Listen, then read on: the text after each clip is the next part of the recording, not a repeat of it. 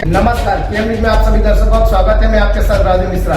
विशेष जानकारी के लिए देखिए हमारी ये रिपोर्ट। अरविंद केजरीवाल ने कहा, कल केंद्र सरकार ने जैसे ही सुप्रीम कोर्ट बंद हुआ छुट्टियों के लिए, वैसे ही उसके कुछ घंटों के बाद हम सब जानते हैं एक हफ्ते पहले सुप्रीम कोर्ट ने जजमेंट दिया था।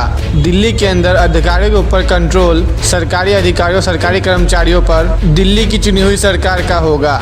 जिस दिन आदेश आया था उसके अगले दिन ही ये लोग ने सोच लिया था कि ऑर्डिनेंस ला के इस आदेश को पलटना है। देखिए। आप सब लोगों को नमस्कार। कल केंद्र सरकार ने जैसे ही सुप्रीम कोर्ट बंद हुआ छुट्टियों के लिए, वैसे ही उसके कुछ घंटों के बाद ऑर्डिनेंस लाके सुप्रीम कोर्ट के जजमेंट को पलट दिया। हम सब जानते हैं एक हफ्ते पहले सुप्रीम कोर्ट ने जजमेंट दिया था कि दिल्ली के अंदर अधिकारियों के ऊपर कंट्रोल, सरकारी अधिकारियों सरकारी कर्मचारियों के ऊपर कंट्रोल दिल्ली की चुनी हुई सरकार का होगा। सुप्रीम कोर्ट ने यहाँ तक बोला था कि अगर किसी अफसर को ये पता है कि उसका मंत्री उसको उसका कुछ नहीं बिगाड़ सकता, तो वो अफसर मंत्री की क्यों सुनेगा। ये वो कोर्ट के ऑर्डर में लिखा है। तो इसीलिए कोई भी जिम्मेदार सरकार चलाने के लिए ये ज़रूरी है कि अफसरशाही और कर्मचारी जो हैं वो सीधे सीधे चुनी हुई सरकार के अंडर में आएँ। इसको कल इन्होंने 4 बजे कोर्ट बंद हुआ, 5 बजे और 10 बजे इन्होंने ऑर्डिनेंस पास करके उस कोर्ट के आदेश को पलट दिया। जिस दिन आदेश आया था उसके अगले दिन इन लोगों ने सोच लिया था कि ऑर्डिनेंस लाके इस आदेश को पलटना है। क्योंकि अगर हम सीक्वेंस ऑफ इवेंट्स देखें, जजमेंट आने के और उसको पलटने के बीच में 8 दिन है। पहले 3 दिन सेक्रेटरी सर्विसेज गायब हो गया, उसका फ़ोन ऑफ हो गया। 3 दिन के बाद सेक्रेटरी सर्विसेज निकलते हैं, कहते हैं मैं कोर्ट का ऑर्डर मानने को तैयार हूं। तो चीफ सेक्रेटरी फिर बीच बीच में गायब हो जाते हैं और सिविल सर्विसेज बोर्ड की मीटिंग होने में 3 दिन लग जाते हैं।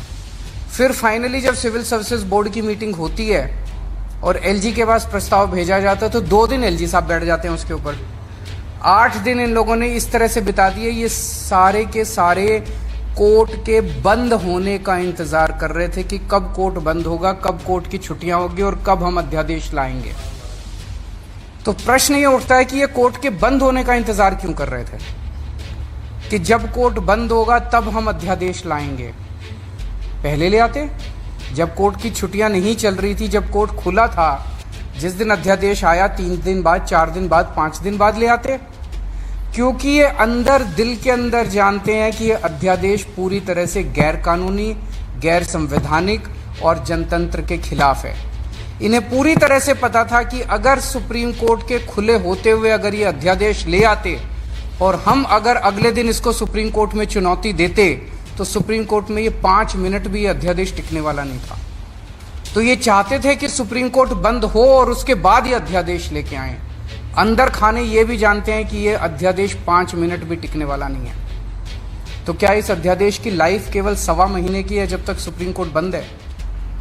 1 जुलाई को सुप्रीम कोर्ट खुलेगा, हम इसको चैलेंज करेंगे सुप्रीम कोर्ट के अंदर और फिर सुप्रीम कोर्ट, हम जानते हैं कि ये भी जानते हैं अंदर खाने ये भी जानते हैं कि इस अध्यादेश का क्या होगा। तो क्या ये अध्यादेश केवल इस 1.25 महीने की छुट्टियों के लिए लाया गया है? आज मैंने आप ही लोगों के चैनलों पे देखा कि ये कह रहे हैं कि हम इन्होंने रिव्यू पिटीशन फाइल कर दी है, किसी ने कॉपी भी भेजी है, शायद कर दी है या करने वाले हैं, कर दी है। रिव्यू पिटीशन का क्या मतलब रह गया? अब हमें दीजिए इजाजत, हम कहीं फिर और खबरों के साथ मिलेंगे। हमारे चैनल को लाइक शेयर सब्सक्राइब करना न भूलें। नमस्कार।